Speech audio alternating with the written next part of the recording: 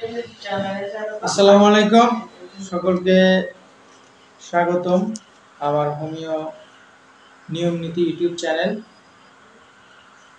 আশা করছি সবাই ভালো আছেন। আমি আজকে আপনাদের সামনে যে বিষয় নিয়ে আলোচনা করব, আজকের বিষয়টা হচ্ছে হোমিওপ্যাথিতে দাঁতের চিকিৎসা। দন্ত চিকিৎসার ক্ষেত্রে আমরা সচরাচর এলোপ্যাথি ট্রিটমেন্টের দিকে চলে যাই। এখন আমরা হোমিওপ্যাথিক ওষুধে কি কি এই চিকিৎসা থাকতে পারে সেই বিষয়ে আমি আলোচনা করব। তো সর্বপ্রথম আমরা দাঁতের চিকিৎসার ক্ষেত্রে প্রচুর পরিমাণে দাঁতের ব্যথা এবং মাড়ি ফুলে যাওয়া এবং দাঁত দিয়ে রক্ত পড়া, সেই ক্ষেত্রে দাঁতের ক্ষেত্রে আমরা আলোচনা করতে পারি। যখন সচরাচর বেশিরভাগ দাঁত রক্ত পড়তে থাকে কোনো ব্রাশ করতে বা কথা বললে বা কোনো চাপ দিলে, এই ক্ষেত্রে আমরা ব্যবহার করতে পারি নাইট্রিক অ্যাসিড।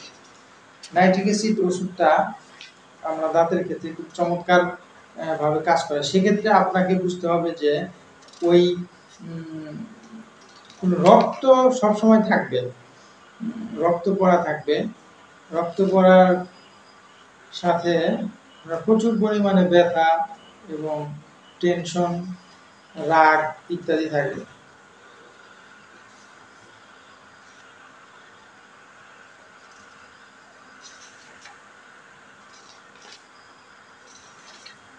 আমি আরেকটা মেডিসিন বলবো, সেটা হলো মার্কসল। মার্কসল কিন্তু দাঁতের প্রচন্ড ব্যথা এবং স্পর্শকাতর, এতটাই স্পর্শকাতর যে কোনো কিছুতেই আপনার এই হাত লাগানো যায় না বা ব্রাশ দিয়ে ব্রাশ করতে পারে না। স্পর্শকাতর আরো মেডিসিন আছে আমরা জানি, এই যেমন আছে হেপারসাল স্পর্শকাতর, বেলেডোনা স্পর্শকাতর। এই স্পর্শকাতরের ক্ষেত্রে দাঁতের ব্যথা এতটাই ব্যথা যে দাঁতের ব্যথা থেকে মাথা ব্যথা করতে থাকে। তো আমরা প্রথমে দেখব যে তার যেই ব্যথাটা নাড়াচাড়া করতে পারে না, চুপচাপ শুয়ে থাকলে ব্যথাটা আরাম লাগে, নড়তে চড়তে খুবই কষ্ট, সেই ক্ষেত্রে কিন্তু আমরা ব্রায়োনিয়াই দিব। এবং তার টোটাল কিছু সিমটম মিলাইতে হবে, তার পিপাসা কেমন বা তার কোষ্ঠবদ্ধতা আছে কিনা, কতদিন ধরে কোষ্ঠবদ্ধতা আছে। সেই ক্ষেত্রে ঠান্ডা লেগে দাঁতের যন্ত্রণা শুরু হলে, ঠান্ডা লেগে অনেক সময় এই দুই পাশে অনেক সময় প্রচন্ড শীতে ঠান্ডা আবহাওয়ার কারণে দাঁতের ব্যথাটা, আমরা তো অনেক সময় জানি যে ঠান্ডা থেকে কোনো রোগ শুরু হলে সেক্ষেত্রে আমরা ব্রায়োনিয়া ইউজ করি, ডাল কামড়া ইউজ করি।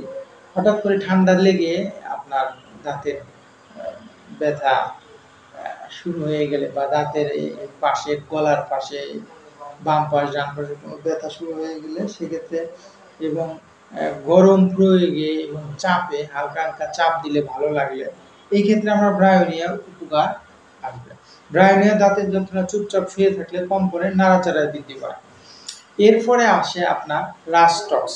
রাস্টক্সের মেডিসিনটা দাঁতের ব্যথার ক্ষেত্রে রুট অ্যাবসেস সেপটিক হওয়ার পর থেকে যন্ত্রণা বৃদ্ধি, ঠান্ডা প্রয়োগে ও নাড়াচাড়া রাত্রে বাড়ে।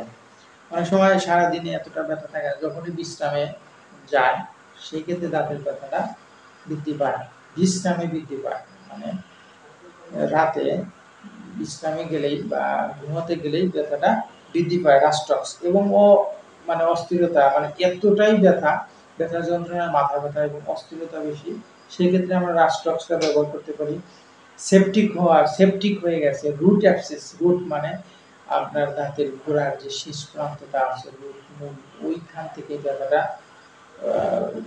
উৎপত্তি হলে এবং ব্যথার যন্ত্রণায়, মানে এত পরিমাণ ব্যথার যন্ত্রণায় আপনার জ্বর চলে আসতে পারে, সেক্ষেত্রে আমরা রাস্টক্স ইউজ করতে পারি। আর ব্যথার যন্ত্রণায়, অত্যাধিক ব্যথার যন্ত্রণায় ঘুমাতে পারে না, ছটফট করতে থাকে, নাড়াচাড়া করতে থাকে, উঠে, এক্ষেত্রে কিন্তু আমরা ক্যামোমিলা ইউজটা ব্যবহার করতে পারি। নাড়াচাড়ায় বিছানা থেকে, ব্যথায় বিছানা থেকে উঠে যায়, ব্যথায় বিছানায় থেকে উঠে যায় ক্যামোমিলা আমরা ব্যবহার করতে পারি দাঁতের ব্যথা।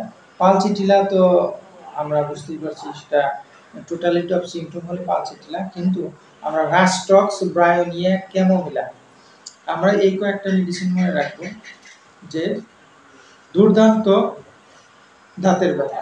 দাঁতের ব্যথা nux vom, hyper sensitive nux বমেও কিন্তু দাঁতের ব্যথাটা খুব খুব মারাত্মকভাবে কাজ করে। এই যে ক্যামোমিলার কথা এখানে চলে আসছে, ক্যামোমিলার দাঁতের যন্ত্রণা গরম পানি গরম প্রয়োগে বাড়ে, মানসিক উত্তেজনা যন্ত্রণা বৃদ্ধি। ক্যামোমিলা রোগী খুবই উত্তেজিত, সামান্য যন্ত্রণা তার কাছে অসহ্য, সবসময় খিটখিটে, শিশু তার মা সবসময় জ্ঞান করতে থাকে, এই বিরক্তিকর পরিস্থিতি। বেলেডোনার ক্ষেত্রে তো আমরা জানবো যে ওই যেখানে ব্যথা সেই ব্যথা ওখানে ফুলে যাবে, লাল হবে এবং স্পর্শকাতর হবে।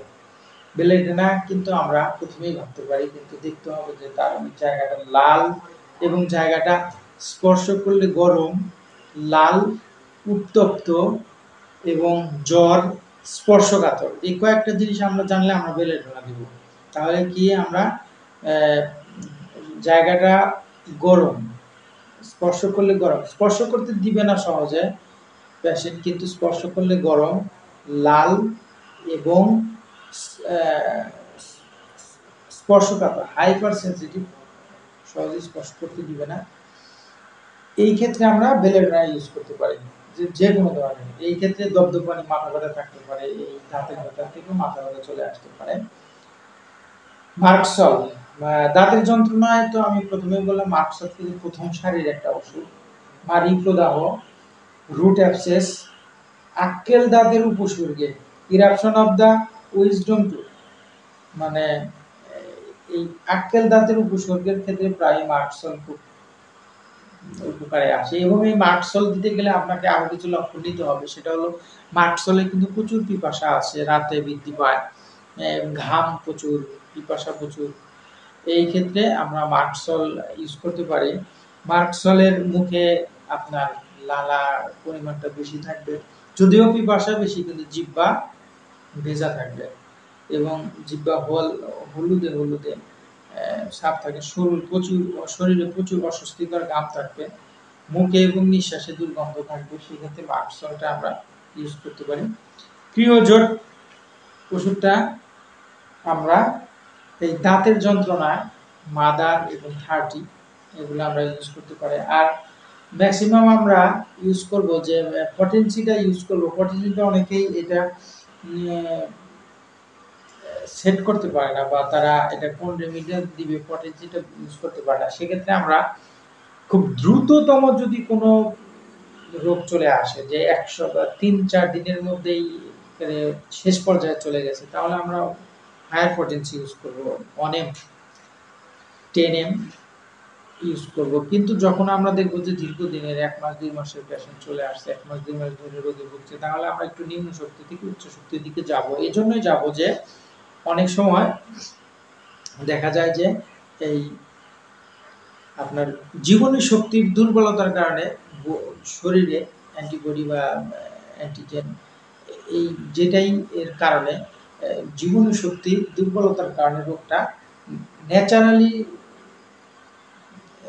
ইমপ্রুভ হচ্ছে না। যখনই ন্যাচারালি ইমপ্রুভ হচ্ছে না, তখন আমাকে মেডিসিন, প্রাকৃতিক একটা শক্তি মেডিসিন ইউজ করার প্রয়োজন হয়ে পড়ে। সেই ক্ষেত্রে আমরা জীবন শক্তিকে নাড়া দিতে বা জীবন শক্তির সাথে জীবন শক্তিকে উজ্জীবিত করতে আমরা নিম্ন শক্তির থেকে দিব। যেহেতু দীর্ঘদিনের রোগ, সেহেতু অবশ্যই জীবন শক্তিটা নিম্ন পর্যায়ে চলে আসছে, মানে জীবনের শক্তিটা দুর্বল হয়ে গেছে। সেই ক্ষেত্রে আমরা দ্রুত হায়ার পটেন্সি দিলে রোগের মাত্রাটা বৃদ্ধি পেতে পারে। সেক্ষেত্রে আমরা নিম্ন শক্তি থেকে দিব। এবং 2-1 দিনের, মানে অত্যাধিক অল্প দিনের যে রোগ, সেগুলোর ক্ষেত্রে আমরা উচ্চ শক্তি ইউজ করি, বিশেষ করে আমি করি। তো আজকে এই পর্যন্ত ছিল। সকলেই ভালো থাকবেন। আসসালামু আলাইকুম।